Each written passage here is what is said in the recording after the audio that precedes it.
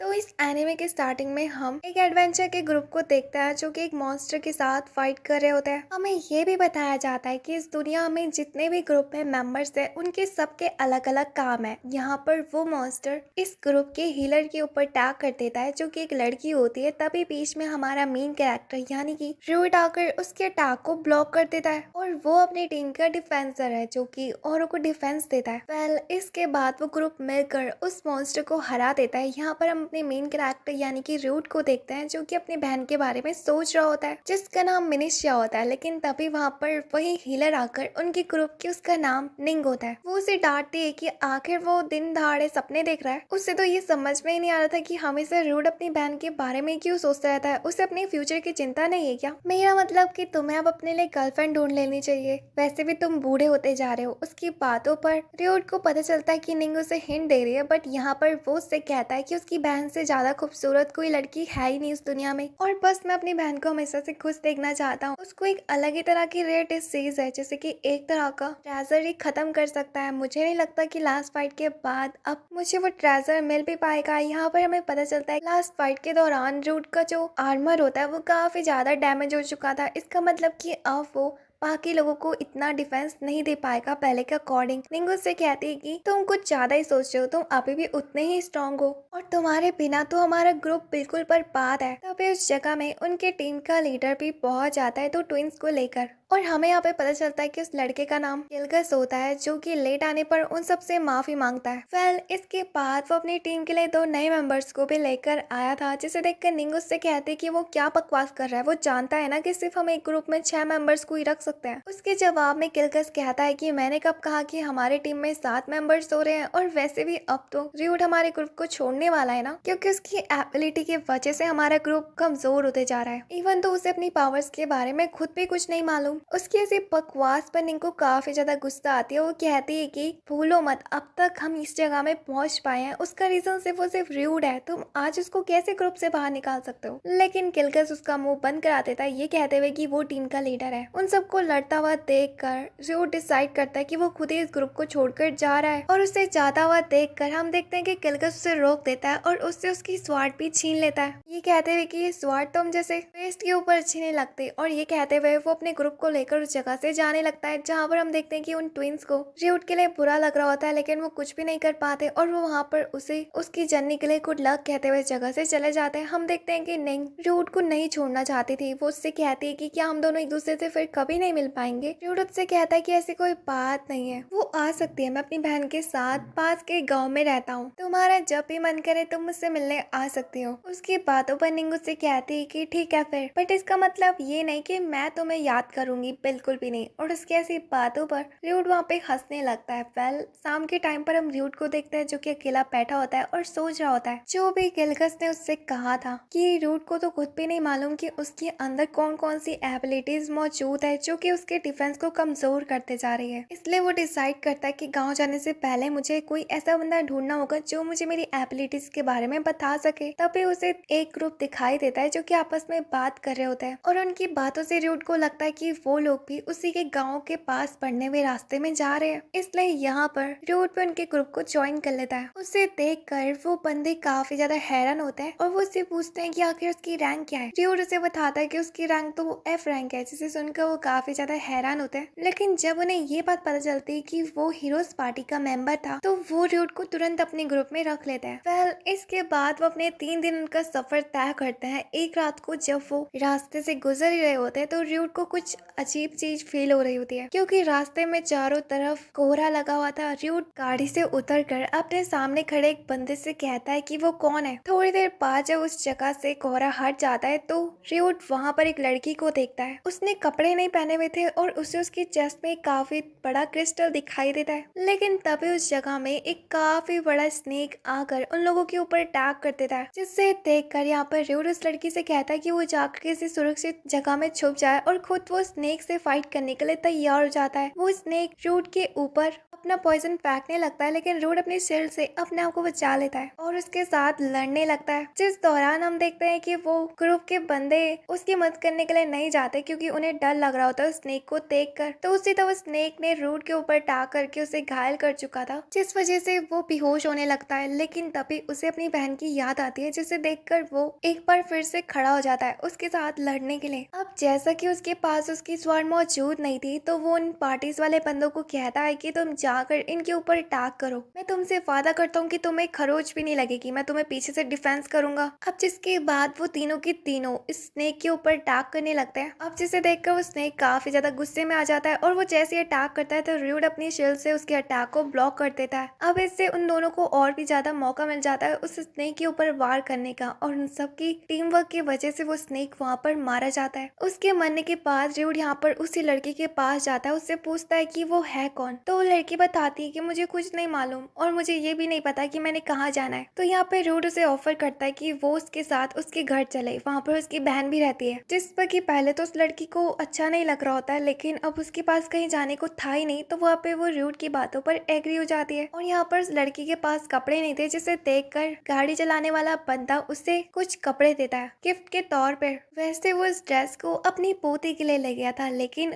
इस टाइम पर सबसे ज्यादा जरूरत उस लड़की को थी। वेल, जब वो लड़की वहाँ पे अपने कपड़े चेंज कर रही होती है तो एल्डर र्यूड से कहता है कि मुझे लगता है कि ये लड़की शायद से स्लेव रही होगी और जैसे कैसे करके वो उस जगह से भाग तो गई, बट अब बेचारे के पास जाने के लिए कहीं पर भी नहीं है। र्यूड उससे कहता है कि ऐसा कुछ नहीं है, हाँ वो स्लेव है, बट वो इंसानों ने अपने हाथों से बनाया है उनसे जबरदस्ती काम करवाने के लिए, और अगर हम यहाँ पर उसे अकेला छोड़ देंगे तो उसके साथ कुछ भी गलत हो सकता है, इसलिए वो उस लड़की को भी अपने साथ ले जाने का डिसीजन लेता है। अगले दिन हम देखते हैं कि वो दोनों के दोनों अलग अलग रास्ते में जाने वाले थे, जहाँ पर इस बंदे का ग्रुप र्यूड से कहता है कि अब तुम्हारा क्या प्लान है, क्या तुम वाकई में हमारे ग्रुप को छोड़कर जाना चाहते हो। जिस पर र्यूड कहता है कि हाँ, मुझे और भी कुछ काम करने हैं, मुझे सबसे पहले उस ट्रेजर को ढूंढना होगा जिसकी मुझे सबसे ज्यादा जरूरत है। उस ट्रेजर का नाम सुनकर वो लड़का कहता है कि ये ट्रेजर तो ज्यादातर आर्टिफिशियल ह्यूमंस बनाने के लिए इस्तेमाल किए जाते हैं, मुझे आर्टिफिशियल ह्यूमन बिल्कुल भी पसंद नहीं है, वो हमेशा मशीन की तरह काम करते रहते हैं, उनके अंदर तो दिल भी नहीं होता। वेल, हम देखते हैं कि उसकी बातों से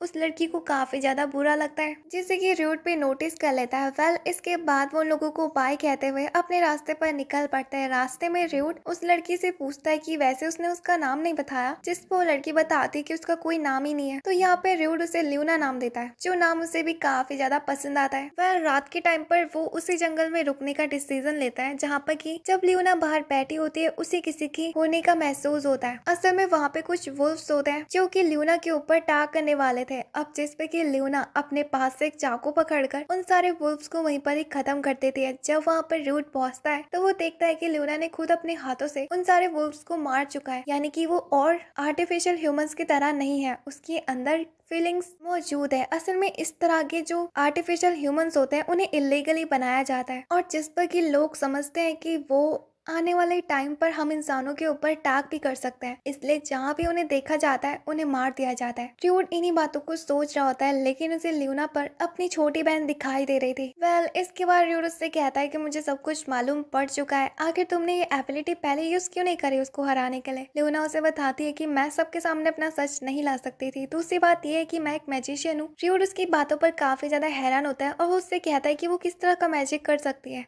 वो लड़की बताती है कि मैं एलिमेंट्स का यूज कर सकती हूँ और मेरे अंदर एक और स्किल है, यानी कि मैं किसी भी बंदे की एबिलिटीज को देख सकती हूँ। र्यूड उस बात को सुनकर काफी ज्यादा हैरान होता है, क्योंकि वो तब से इसी बंदे को ढूंढना चाहता था जो कि उसके अंदर की एबिलिटीज के बारे में उसे बता सके, और ऐसे लोग काफी ज्यादा कम पाए जाते हैं। और इसके बाद वो थोड़े से भी समय बर्बाद नहीं करना चाहता था, इसलिए वो ल्यूना से कहता है कि मुझे पढ़ के बताओ मेरे अंदर कौन कौन सी एबिलिटीज है। जिस पर कि ल्यूना उसका हाथ पकड़ती है और बताती है कि उसके अंदर लगभग 4 तरह की एबिलिटीज मौजूद है। पहले कि वो अपने एनिमी को अपने ऊपर आकर्षित कर सकता है, और दूसरी एबिलिटी ये कि उसकी बॉडी इतनी ज्यादा लंबी चौड़ी है जिससे कि उसे काफी ज्यादा स्ट्रेंथ मिलती है। इस बात को सुनकर र्यूड उससे कहता है कि बाकी बची हुई 2 उनका क्या। अब जिस पर वो लड़की उसे बताती है कि तुम्हारी तीसरी एबिलिटी ये है कि तुम अपनी शील्ड को हील कर सकते हो खुद से, और चौथी ये कि तुम फाइट के दौरान अपने ओपोनेंट के डैमेज को अपने अंदर एब्जॉर्ब कर सकते हो। जिसे सुनकर र्यूड काफी ज्यादा हैरान होता है और सोचता है कि लास्ट टाइम शायद शायद उसने कुछ ऐसा ही करा होगा जिस वजह से उसे बिना किसी अटैक के डैमेज पड़ रहा था।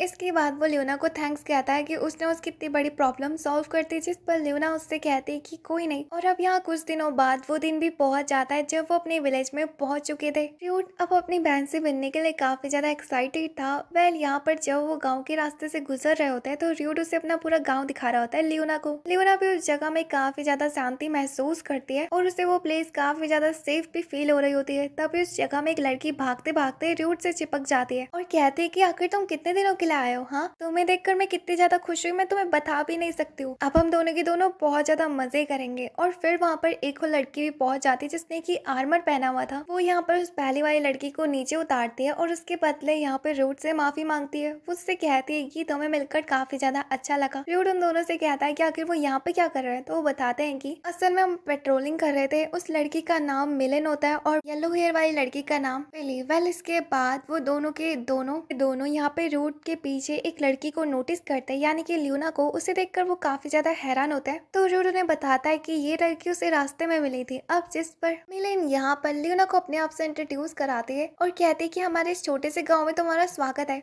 यहाँ पर हम देखते हैं कि ल्यूना अपने आप से इंट्रोड्यूस कराते टाइम काफी ज्यादा शर्मा रही होती है। और जब यहाँ पे वो दूसरी लड़की यानी कि फिली उसे अपने से इंट्रोड्यूस कराती है तो वो ल्यूना से भी कुछ ज्यादा ही शर्मा रही होती है, जिसे देखकर ल्यूना हंसने लगती है। इसके बाद हम देखते हैं कि वो दोनों घर पहुंच जाते हैं जहाँ पर कि ड्यूड ल्यूना से कहता है कि प्लीज थोड़ा शांत रहना, क्या पता उसकी बहन सो रही हो। लेकिन जैसे ही वो अपने डाइनिंग टेबल में देखते हैं तो वहाँ पे काफी अलग अलग तरह का खाना रखा हुआ था जो कि असल में उसकी बहन ने बनाया हुआ था। तभी उस जगह में मनीषा भी पहुंच जाती है, जिसे देखकर ड्यूड उसे देखता ही रहता है क्योंकि अब वो काफी ज्यादा बड़ी भी हो चुकी थी और इवन की पहले से कुछ ज्यादा खूबसूरत भी। मनीषा उससे यहाँ पर ल्यूना के बारे में पूछती है तो जिस पर ड्यूड बताता है कि आज से वो भी हमारे साथ रहेगी, वो मुझे रास्ते में मिली थी। तो जिस पर मनीषा यहाँ पे ल्यूना को अपने घर में वेलकम करती है और उसे कहती है कि इसे बस अपना घर ही समझना। इसके बाद वो दोनों को आराम करने के लिए कहती है। खुद वो यहाँ पर ल्यूना के लिए भी खाना पकाने लगती है क्योंकि सिर्फ उसने 2 जनों के लिए खाना बनाया हुआ था, जिस पर कि ड्यूड आकर उसकी मदद करने लगता है। ल्यूना यहाँ पे मनीषा के बालों को देखकर काफी ज्यादा हैरान होती है, आखिर उसका बाल ऐसे ऐसे क्यों हिल रहा है। इसके जवाब में ड्यूड उसे बताता है कि असल में उसकी बहन की काफी खास एबिलिटी है, वो अपने इस बालों से अपनी इमोशंस को जता सकती है। कुछ देर बाद वो वहाँ पर खाना खाने लगता है जहाँ पर कि मनीषा नोटिस करती है कि ल्यूना अजीब तरीके से चम्मच को पकड़ रही है, यानी कि उसे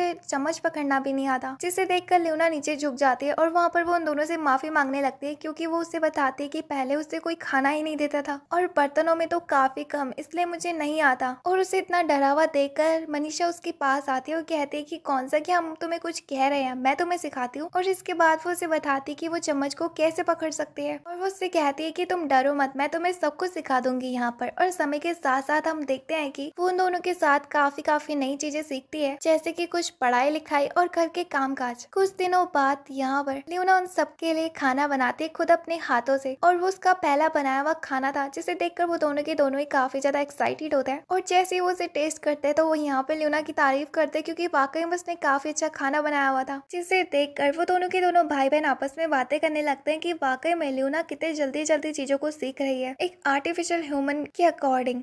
इसके बाद मनीषा अपने भाई को एक आइडिया देती है कि वो ल्यूना को लेकर गाँव क्यों नहीं दिखाता है, इससे वो काफी ज्यादा नई नई चीजें सीखेगी, जिस पर उसके भाई को भी वो आइडिया काफी ज्यादा अच्छा लगता है। यहाँ पर मनीषा उसे अपने कपड़े देती है चेंज करने के लिए, लेकिन ल्यूना उससे कहती है कि वो ये काम खुद ही कर लेगी और उसके बाद वो उस जगह से चले जाती है, जिसे देखकर मनीषा को बुरा लगता है और वो कहती है कि क्या वाकई में मैंने कुछ गलत कहा। पर ड्यूड को तो पता था कि उसकी छाती में एक तरह का पल मौजूद है। इसके बाद हम देखते हैं कि जब वो दोनों के दोनों गाँव घूम रहे होते हैं तो ड्यूड उसे बताता है कि वैसे तो हमारे गाँव में कुछ ज्यादा कुछ देखने लायक नहीं है, यानी कि यहाँ पे किसी तरह का गिल्ड भी मौजूद नहीं है। लेकिन तभी उसे गाँव के खेत में मिलेन के पापा भी दिखाई देते हैं, जो कि ड्यूड को ऑफर करते हैं कि आखिर वो उसकी बेटी के साथ क्यों नहीं शादी कर लेता है मजाक पे।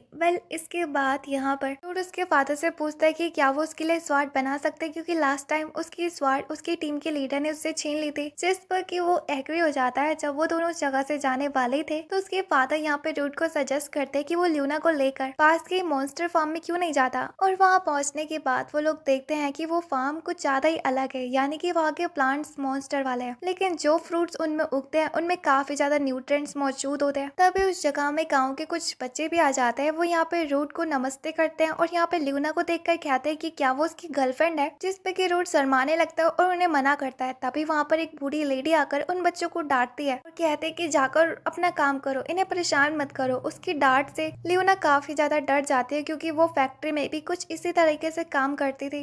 इसके बाद वो बूढ़ी लेडी यहाँ पे ल्यूना को इंट्रोड्यूस कराती है कि वो इस विलेज की लीडर है, लेकिन वो यहाँ पे ल्यूना को देखते है जो कि काफी ज्यादा डरी हुई थी। उसे देखकर उसे यहाँ पे मनीषा उसके ऊपर नजर आ रही थी जब वो पहली बार उससे मिली थी, जिसके जवाब में रूट कहता है कि मुझे भी कुछ ऐसे लगा था पहले।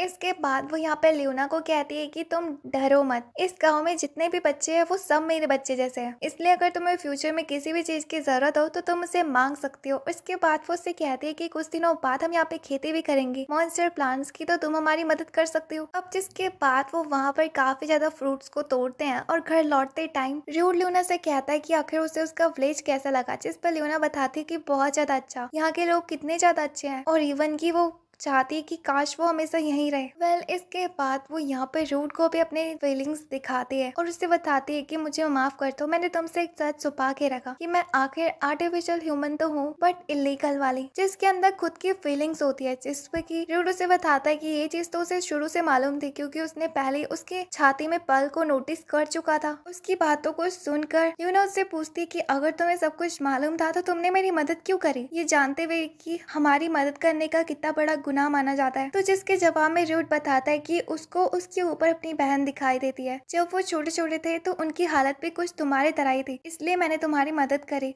इसके बाद वो यहाँ पर से ये भी बताता है कि तुम हमारे साथ ह्यूमन की जैसे जिंदगी जी सकती हो, बस इसके बारे में किसी को भी मत बताना। अब जिस पर ल्यून उसके साथ वादा करती है और तैयार हो जाती है। यहाँ पर वो उसे अपना मास्टर भी बोलती है जो कि काफी ज्यादा अजीब लग रहा होता है रूट को। यहाँ पर घर पहुंचने के बाद हम देखते हैं कि ल्यूना यहाँ पर मनीषा को अपना पूरा सच बता देती है कि असल में वो ह्यूमन नहीं बल्कि आर्टिफिशियल ह्यूमन है और उससे माफी भी मांगती है कि मैंने तुम्हें इसके बारे में पहले नहीं बताया। मनीषा उससे कहती है कि मुझे तो शुरू से ही तुम पर कुछ गड़बड़ लग रही थी, लेकिन कोई नहीं, तुम मेरी हमेशा से दोस्त थी और हमेशा रहोगी। जिसकी बातों पर ल्यूना काफी ज्यादा इमोशनल हो जाती है और वो दोनों के दोनों एक दूसरे के गले लग जाते हैं। अब हम अगले दिन उन्हें देखते हैं जो कि ट्रेनिंग हॉल में मौजूद होते हैं, जहाँ पर सफाई करने के बाद वो दोनों के दोनों ही काफी ज्यादा थक जाते हैं। तभी उस जगह में मनीषा भी सबके लिए ड्रिंक्स लेकर आ जाती है, जिसे देखकर सारे के सारे लड़के उसकी तरफ भागने लगते हैं। जब इसके बारे में ल्यूना रूट से पूछती है तो वो देखती है कि रूट भी गायब है, वो भी उस ड्रिंक के लिए भाग रहा है बाकी लोगों के साथ। वहाँ पर जूस पीने के बाद वो सबके सब एक बार फिर से अच्छा महसूस करते हैं। यहाँ पे रूट कहता है कि अब तो उसके पास काफी ज्यादा एनर्जी आ चुकी है और यहाँ पर वो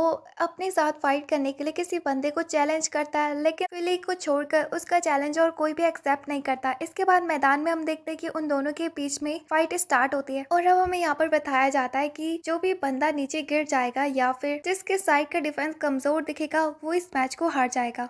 जब उन दोनों के बीच में फाइट स्टार्ट होती है तो मनीषा ल्यूना को बताती है कि जानती हो हमारे पूरे विलेज में सिर्फ और सिर्फ दो लोग सबसे ज्यादा स्ट्रॉन्ग है, पहला तो फिली और दूसरा मेरा भाई, और अब तो ये देखना है कि उन दोनों में से कौन जीतेगा। यहाँ पर लड़के जो कि फिली को चीयर्स कर रहे होते हैं और दूसरी तरफ लड़कियां रूट को, लेकिन हम देखते हैं कि फाइट के दौरान फिली रूट के ऊपर भारी पड़ रही होती है, इवन की उन दोनों की फाइट बिल्कुल बराबरी की दिख रही होती है। लेकिन हम देखते हैं कि रूट अपनी न्यू स्किल्स का यूज करके फिली के डिफेंस को तोड़ देता है, जिस पर कि वो उस मैच को जीत जाता है। इसके बाद वो फिली का थैंक्स कहता है कि उसने उसके साथ फाइट करी, जिससे कि वो काफी ज्यादा नई चीजें सीख पाया है। इसके बाद यहाँ पर रूट बाकी लोगों से पूछता है कि अब क्या कोई मेरे से फाइट करना चाहता है, लेकिन उन लड़कों में से कोई भी तैयार नहीं था उसके स्किल्स को देखकर, जिससे देखकर ल्यूना काफी ज्यादा इम्प्रेस होती है कि सबके सब रूट की पावर से कितना ज्यादा डरते हैं, जिससे देखकर मनीषा कहते हैं कि हाँ, क्योंकि उसका भाई सबसे ज्यादा पावरफुल जो है। इसके बाद रात के टाइम पर मनीषा को बुरा सपना आ रहा होता है, जहाँ पर वो देखती है कि बचपन में वो काफी ज्यादा रो रही थी, इवन की वो अपनी फैमिली को याद कर रही थी। उसकी फैमिली से उसको बचाने के लिए कोई भी नहीं आता, सबके सब उसे अकेला छोड़ के भाग जाता है सिवाय उसके भाई के। और तब से लेके अब तक उसने अपनी पूरी जिंदगी उसके लिए सेक्रीफाइस कर चुकी है। तभी अचानक से उसका पूरा सपना टूट जाता है। इस बात से वो काफी ज्यादा बुरा महसूस करती है कि उसकी वजह से वाकई में उसका भाई अपनी जिंदगी जी ही नहीं पा रहा है। उसे लग रहा होता है कि शायद वो अपने भाई के लिए एक तरह का बोझ बन चुकी है। मॉर्निंग के टाइम पर भी उसका मुंह बिल्कुल लटका हुआ था। जब ल्यूना उठती है तो उन सबसे माफी मांगती है क्योंकि वो सबसे ज्यादा लेट उठी हुई थी। अब जिसके बाद वो लोग ब्रेकफास्ट करते हैं, जहाँ पर खाते खाते ल्यूना रूट से पूछती है कि जब तुम दोनों के दोनों बचपन में अनाथ थे तो आखिर अचानक से रूट एक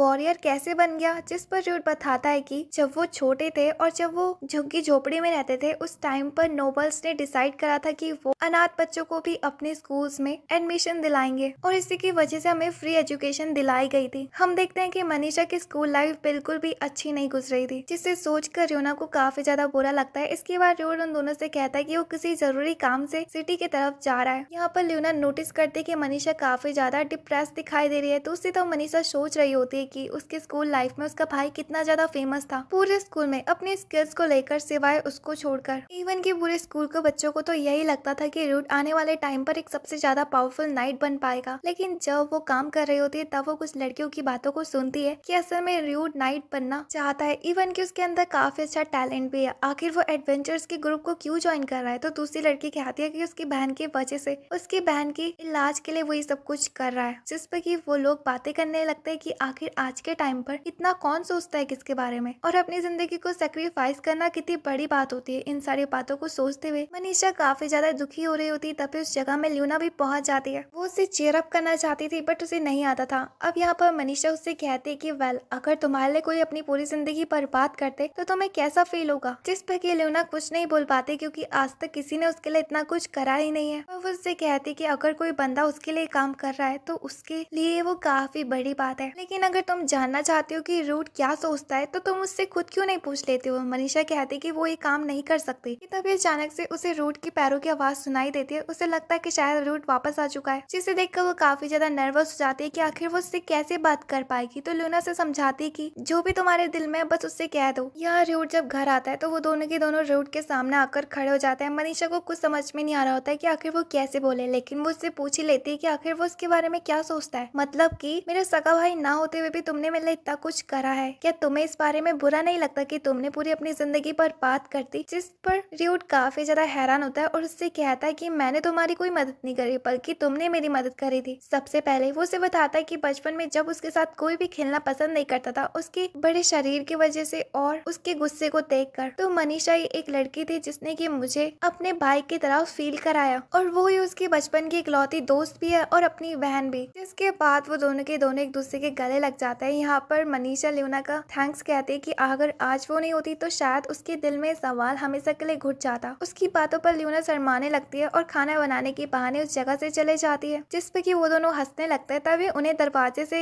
आवाज आती है। जब वो गेट खोलते हैं तो वहाँ पर निंग होती है, जिसे देखकर रूट काफी ज्यादा हैरान होता है। निंग उसे बताती है कि कहा था ना मैंने, जब मुझे टाइम मिलेगा तो मैं तुमसे मिलने जरूर आऊंगी। रूट उससे कहता है कि वेल, ये सब कुछ तो ठीक है बट किलगस ने तुम्हें छुट्टी दे दी, मुझे ये बात हजम नहीं हो रही। जिस पर निंग बताती कि अब वो उनके ग्रुप में नहीं है बल्कि अब वो चर्च में काम कर रही है। और इसके बाद वो उसे ये भी बताती कि तुम्हारे जाने के बाद हमारा पूरा का पूरा ग्रुप बिल्कुल खत्म हो चुका है, क्योंकि जब से उसने हमारे ग्रुप को छोड़ा है तब से उनके कोई भी मिशन पास नहीं हो पाया। और इसके बाद हम उनकी लास्ट फाइट को देखते हैं, जहाँ पे कि जब वो एक मॉन्स्टर के साथ लड़ रहे होते हैं तो यहाँ पर किलगस और उसका ग्रुप पूरा का पूरा कमजोर पड़ चुका था। और किलगस यहाँ पर नोटिस करता है कि रूट के जाने के बाद उसे डिफेंस के लिए मदद मिल ही नहीं रही है, जिस वजह से ना ही उसके पास टाइम है उनके ऊपर अटैक करने का। लेकिन वो गुस्से में आकर अपनी पूरी पावर का इस्तेमाल करते हुए उस मॉन्स्टर के ऊपर अटैक करता है, जिस पर कि वो मॉन्स्टर वहाँ पे इंजर्ड हो जाता है बट वो अभी भी नहीं मरा था। जिस पर कि उसके टीम वाले किलगस से कहते हैं कि हमें इस जगह से भागना चाहिए। जिस पर कि किलगस बिल्कुल भी एग्री नहीं होता अपने नए मिशन को एक बार फिर से बर्बाद होता हुआ देखकर। वो निंग से कहता है कि मुझे हील करो और इसके बाद वो अपने दूसरे अटैक को बनाने लगता है। लेकिन वो मॉन्स्टर काफी ज्यादा पावरफुल था, जिस पर कि वो किलगस के ऊपर अटैक करता है और उस अटैक की वजह से किलगस का पैर की हड्डी टूट जाती है। और इससे पहले कि वो मॉन्स्टर किलगस को पूरा मार देता, लिलिया वहाँ पर आकर किलगस को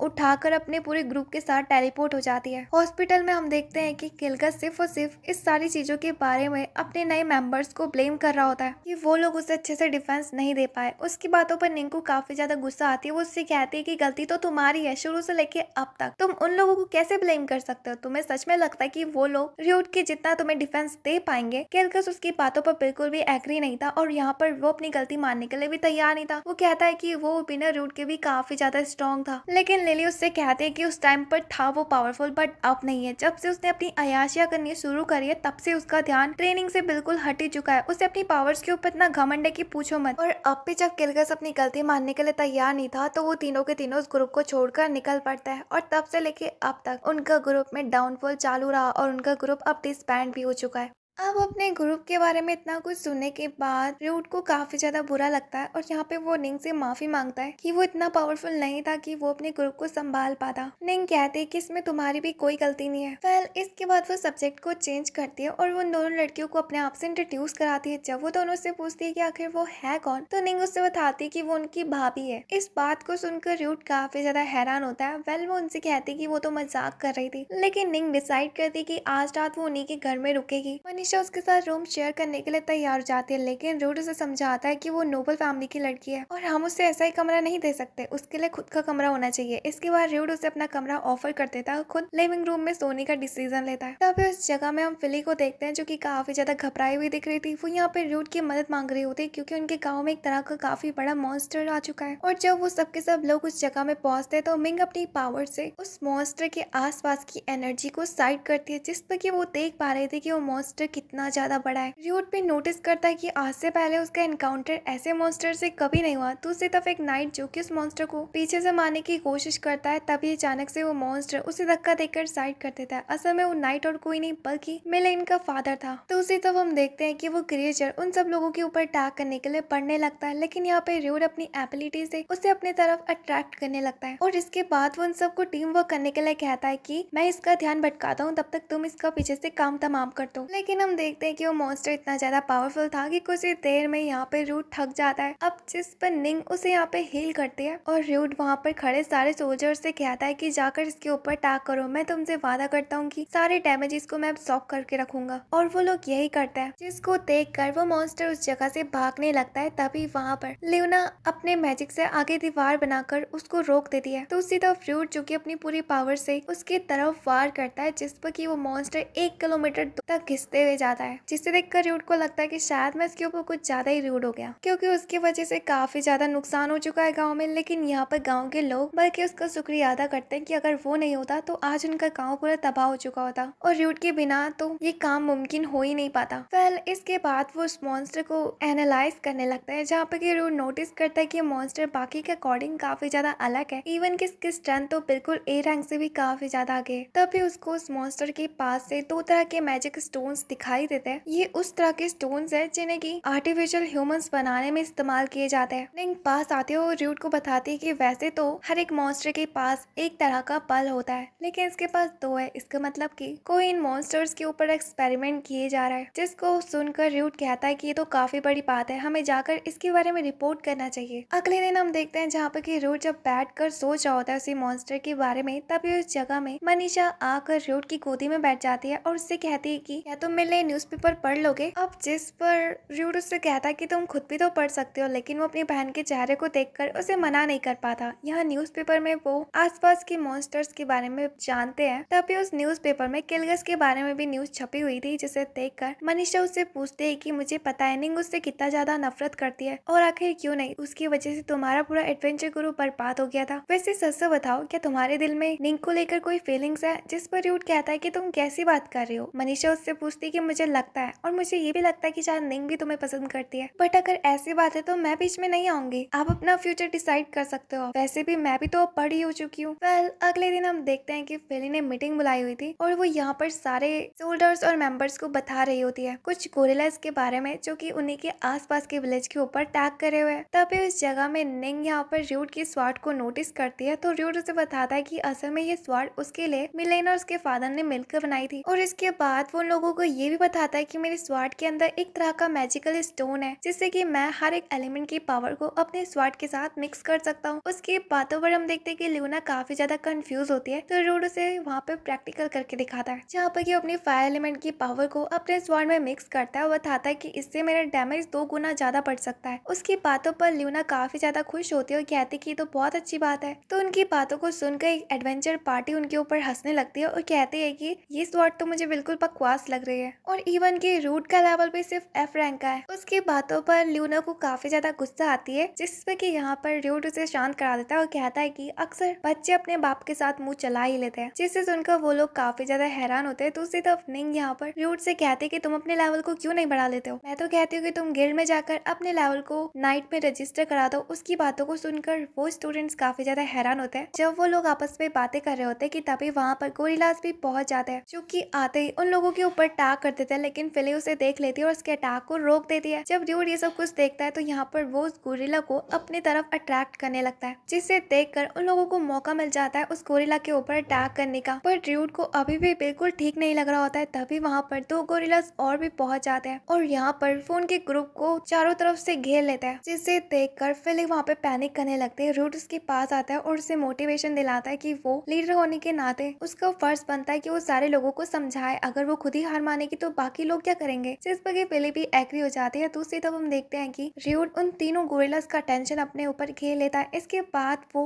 अपनी स्वॉर्ड में फायर एलिमेंट्स की पावर डालकर एक गोरिल्ला को खत्म कर देता है और यहाँ फिली भी अपने स्वॉर्ड से एक गोरिल्ला को मार देती है। लास्ट बचा हुआ गोरिल्ला के साथ रूट फाइट करने लगता है। वहाँ वो गोरिल्ला उसके ऊपर लगातार पंच पे पंच मारा जा रहा था, लेकिन रूट उसके सारे अटैक्स को ब्लॉक कर रहा होता है। दूसरी तरफ ल्यूना पीछे से आकर उसके ऊपर वार कर देती है और दूसरी तरफ निंग भी अपनी वाटर एलिमेंट की पावर से उसे भटकाने लगती है और सही मौका देखकर रूट उस गोरिल्ला को भी खत्म कर देता है। जिसके बाद वो सबके सब लोग वहाँ पर अपनी विक्ट्री के सेलिब्रेशन मनाने लगता है। तभी उस जगह में रूट नोटिस करता है कि उन गोरिल्लास की बॉडी जमीन में डिसॉल्व हो चुकी है, बाकी मॉन्स्टर्स की तरह जिनके साथ वो अपने एडवेंचर ग्रुप में पहले एनकाउंटर करता था। जिस पर कि अब वो सोचने लगता है। इसके बाद वो वहाँ पर एक तरह की गुफा को नोटिस करते हैं, जिससे देखकर गांव के लोग काफी ज्यादा खुश होते हैं, क्योंकि अब उन्हें रोजगार मिल सकता है। वहाँ पर उस केव के अंदर को मॉन्स्टर्स को मारने के बाद अब वो वापस टाउन में जाकर सेलिब्रेट करने लगता है। लेकिन यहाँ पर हम देखते हैं कि रूट उसी बारे में सोच रहा होता है, जिसे देखकर जब ल्यूना निंग से पूछती है तो निंग उसे बताती है कि असल में मॉन्स्टर्स की केव से फायदा भी होता है और नुकसान भी होता है। फायदा इस बात का कि हमारा गांव थोड़ा बहुत डेवलप हो जाएगा और यहाँ पर गिल्ड वगैरह भी बन जाएंगे। दूसरा ये कि ये मॉन्स्टर्स आसानी से नहीं मरते, पर गिल्ड बनाने के लिए भी काफी बड़ी जरूरत होती है। जैसे कि सबसे पहली जरूरत तो लीडर की होती है। हमारे इसमें तो कोई भी लीडर नहीं है। अगर लीडर नहीं हुआ तो फिर छोटे छोटे ग्रुप्स को कौन रास्ता दिखाएगा, इवन की कौन उन्हें रोज समझाएगा, क्योंकि वो अपनी मनमानी करते रहेंगे। तभी उस जगह में हम देखते हैं कि फिली भी आ जाती है, जो कि रूट के गले लग जाती है, क्योंकि उसने काफी ज्यादा ड्रिंक करी हुई थी और वो वहाँ पर उसकी तारीफ करने लगते हैं। इसके बाद हम एक हफ्ते बाद का सीन देखते हैं, जहाँ पर कि अब उनका टाउन काफी ज्यादा डेवलप हो चुका था। दूसरी तरफ वहाँ पे छोटे छोटे एडवेंचर्स के ग्रुप्स भी बन चुके थे, लेकिन जैसा कि उन्होंने इमेजिन करा था सब कुछ वैसा ही चल रहा था। वहाँ पर लोग अभी भी लड़ रहे थे। जब रूट आकर उन लोगों को डांटता है कि वो यहाँ पे क्यों लड़ रहे हैं, तभी उनमें से एक बंदा रूट को पीटने के लिए आगे बढ़ने लगता है, ये कहते हुए कि तुम होते कौन हो हमें सिखाने वाले। हाँ, लेकिन हम देखते हैं कि रूट एक हाथ से उसकी स्वॉर्ड को पकड़ लेता है और उसे वहीं पर ही रोक देता है। इसके बाद वो लोगों को समझाता है कि अगर तुम्हें रूल्स नहीं मालूम तो मैं तुम्हें सिखा भी सकता हूँ अलग तरीके से। जिसे देखकर उनका लीडर उन सबसे माफी मांगने लगता है और उनका लीडर यहाँ पे रूट से कहता है कि तुम हमारे ग्रुप को ज्वाइन क्यों नहीं करते, लेकिन वो लोग अभी भी आपस में लड़ रहे थे। जिसे देखकर रूट कहता है कि उसे उनके टीम में आना ही नहीं है। और उनके जाने के बाद रूट सोचने लगता है कि एक टाइम पर भी वो ऐसे ही सोचता था कि काश मैं भी अपने ग्रुप के मेंबर्स को फैमिली की तरह ट्रीट करूं, लेकिन शायद कभी ऐसा हुआ ही नहीं। तभी वहाँ पर एक बंदा आकर रूट को इन्फॉर्म करता है कि मिलेन के फादर उससे मिलना चाहते हैं। अब यहाँ पर मिलेन के फादर रूट को बता रहे होते हैं अपने टाउन के बारे में कि अब उनके पास सिर्फ दो रास्ते हैं। पहला रास्ता ये कि रूट इन सारे एडवेंचर्स ग्रुप्स का लीडर बन जाए। उसकी बातों पर रूट सहमत नहीं होता, क्योंकि उसे लग रहा होता है कि शायद वो कुछ ज्यादा ही जल्दबाजी कर रहे हैं। जिस पर मिलेन के फादर कहते हैं कि तुम ही एक ऐसे बंदे हो जो कि उन ग्रुप्स को रोज सिखा सकते हो, इवन की मैनर्स भी। रूट कहता है कि वैसे उसने इन सब चीजों के बारे में सोचा नहीं है, क्योंकि सबसे पहला मिशन उसका यही है कि वो अपनी बहन के बीमारी को हील करना चाहता है। और मुझे नहीं लगता कि मेरे पास टाइम भी होगा कि मैं अपने ग्रुप के ऊपर ध्यान दे पाऊँ। जिस पर कि मिलेन के फादर कहते हैं कि ठीक है, अब तुम्हारे पास दूसरा रास्ता ये है कि तुम उस गुफा को तोड़ दो। माना कि इससे हमारा टाउन में काफी ज्यादा डाउनफॉल आएगा, एक बार फिर से यहाँ का डेवलपमेंट रुक जाएगा, बट एटलीस्ट छोटी छोटी लड़ाई तो बंद हो जाएगी। रूट को उनकी बातें काफी ज्यादा अलग लगती है, जिस पर मिलेन के फादर उसे बताते कि वैसे भी इस चीज का कोई फायदा नहीं है। उन ग्रुप के अंदर तो एकता मौजूद ही नहीं है। जब उनके पास एकता ही नहीं है तो फिर उन मॉन्स्टर्स को कैसे वो लोग हरा पाएंगे। वेल, रूट उस जगह से जाने लगता है जहाँ रास्ते में वो मिलेन के फादर की बातों को समझ रहा होता है। वो सोच ही रहा होता है कि तभी रास्ते में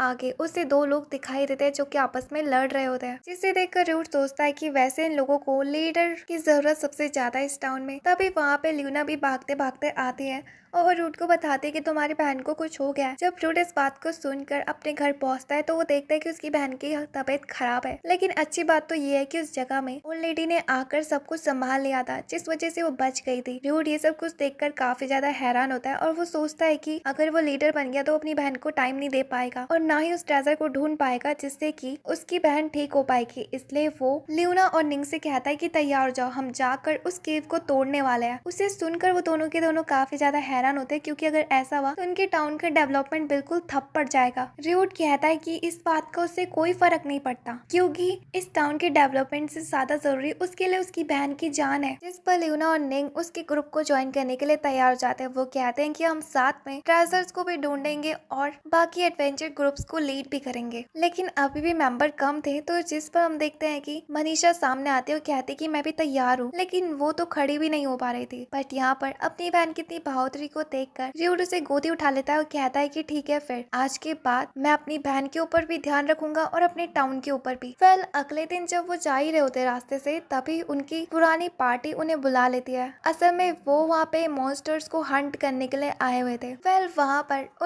पर ट्विन सिस्टर्स भी दिखाई देती है, जो कि एक बार फिर से मिलने पर काफी ज्यादा खुश होते हैं। हम देखते हैं कि उनके ग्रुप को एक नए बंदे ने ज्वाइन करा था, जो कि एक चर्च का लीडर होता है। जब वो टेंट के अंदर जाते हैं तो वहाँ पर किलगस होता है। निंग उसकी शकल भी नहीं देखना चाहती थी, जो भी उसने रूट के लिए करा है, लेकिन रूट उसे यहाँ पे संभालता है और कहता है कि कोई नहीं, गलतियां तो सबसे होती है। इसके बाद जब वो दोनों के दोनों अंदर जाते हैं, जहाँ जाने के बाद रूट उससे पूछता है कि आखिर उसने यहाँ पर उन्हें क्यों बुलाया है। यहाँ पर हम देखते हैं कि किलगस उससे सॉरी मांग रहा होता है धीरे बोलकर, लेकिन तभी वहाँ पर वो ट्विन सिस्टर आकर उसे बताते हैं जोर जोर से कि किलगस तुमसे माफी मांग रहा है, जिससे सुनकर किलगस को शर्म आ रही होती है। लेकिन वो रूट से कहता है कि उसे सबसे ज्यादा जरूरत है उसकी इस टाइम पर। असल में लास्ट एनकाउंटर में वो एक तरह के मॉन्स्टर से मिले थे, जिसके पास अपनी सोचने की शक्ति है, जिससे सुनकर रूट काफी ज्यादा हैरान होता है। किलगस उसे ये भी बताता है कि हम उसे नहीं हरा पाए क्योंकि मैं इंजर्ड हूँ, क्या तुम मदद करोगे हमारी? जिस पर की रूट एग्री हो जाता है। फिर इसके बाद वो उसकी पार्टी को लेकर उस गुफा के जरिए उस जगह में पहुंच जाता है, जहाँ जाने के बाद निंग ल्यूना को समझा रही होती है कि वो जिस पोर्टल से आए हैं उन्हें इसी तरह का पोर्टल ढूंढना होगा चाहते टाइम भी। ल्यूना कहती है कि आखिर हम ये काम कैसे कर पाएंगे, जिस पर निंग उसे बताती है कि हमें फिक्र करने की जरूरत नहीं है, क्योंकि इन टेन सिस्टर के पास एक तरह की पावर है, यानी कि वो इमरजेंसी के टाइम पर नया पोर्टल बनाकर सबको टेलीपोर्ट करा सकते हैं। तभी जैसे वो थोड़ा आगे बढ़ते हैं, वहाँ पे काफी ज्यादा गोरिल्लास आकर उनके ऊपर अटैक कर देते हैं, लेकिन वो सबके सब साथ में मिलकर उन गोरिल्लास को हरा देते हैं। जिसके बाद वो अगले फ्लोर में पहुंच जाते हैं। वहाँ जाने के बाद कुछ आसपास के मॉन्स्टर्स उनके ऊपर अटैक करते थे। यहाँ पर ल्यूट, जो कि लिली और उसकी ट्विन सिस्टर को कहते हैं कि जाकर वो जल्दी से जल्दी पोर्टल को ढूंढे, क्योंकि जिस मॉन्स्टर को यहाँ पे ढूंढने के लिए आए हैं वो 10th फ्लोर में रहता है। इसके बाद वो जैसे कैसे करके उस जगह से बच जाते हैं और 10वें फ्लोर में पहुंच जाते हैं, जहाँ उनकी मुलाकात एरियस नाम के बंदे से होती है, जो कि असल में बिल्कुल एक इंसान की तरह दिख रहा था। वो उन लोगों से कहता है कि मैं काफी ज्यादा हैरान हूँ कि तुमने इतने सारे लेवल्स को क्रॉस कर दिया, बट जैसा भी है अब तुम इस लेवल को नहीं क्रॉस कर पाओगे। यहाँ वो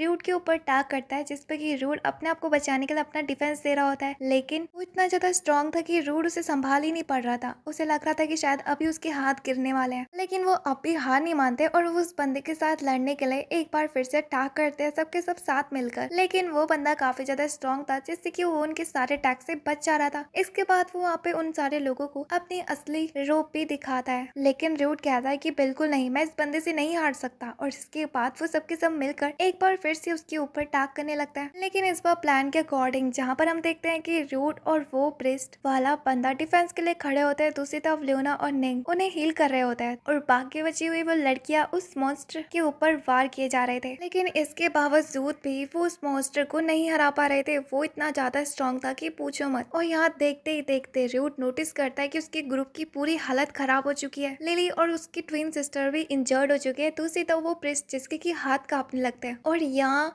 निंग और ल्यूना भी उन्हें हील करते करते काफी ज्यादा थक चुके थे। अपने ग्रुप की ऐसी हालत को देखकर रूट को ना चाहते हुए भी उन्हें कहना पड़ता है कि उन्हें इस जगह से निकलना होगा, लेकिन उनका ग्रुप उस जगह से जाने के लिए तैयार नहीं था। निंग उससे कहती कि नहीं, हम इतने दूर तक आ चुके हैं, हम वापस कैसे जा सकते हैं, और उसकी बातों पर सबके सब सहमत होते हैं। और यहाँ रूट अपनी आंखें बंद करता है, जहाँ वो अपनी बहन को याद कर रहा होता है। वो कहता है कि अगर इस बार वो नहीं जीत पाया तो वो अपनी बहन की जान नहीं बचा पाएगा, इसलिए वो लड़ने के लिए एक बार फिर से तैयार हो जाता है, जहाँ पे कि जब वो गार्जियन यानी कि वो मॉन्स्टर उनके ऊपर अटैक करता है तो रूड अपनी पूरी पावर के साथ उसके अटैक को ब्लॉक कर देता है। दूसरी तरफ वो सबके सब लोग भी मेहनत कर रहे होते हैं। हम उन ट्विन सिस्टर को देखते हैं जो कि किस करके एक बन जाते हैं और इसके बाद वो मैरियस के ऊपर लगातार वार किए जा रहे थे और यहाँ पे रूड भी अपनी पूरी पावर के साथ मिलकर उसकी शिल्ड को तोड़ देता है। अब जिसे देखकर वो स्केलेटन काफी ज्यादा कमजोर हो चुका था, लेकिन वो यहाँ पर एक बार फिर से रूट के ऊपर लास्ट अटैक करता है। अगर ये लास्ट अटैक रूट को लग जाता तो उसका डिफेंस तो पूरा तोड़ ही जाता, लेकिन यहाँ पे रूट उसके अटैक को ले लेता है, ये जानते हुए भी कि शायद से इसमें उसकी जान भी जा सकती है। लेकिन हम देखते हैं कि जैसे उस जगह से धुआं हटता है, यानी कि अब उन लोगों ने उस मॉन्स्टर को हरा चुका है और वो मॉन्स्टर एक बार फिर से अपनी ह्यूमन फॉर्म में आ जाता है। और मारियस यहाँ पर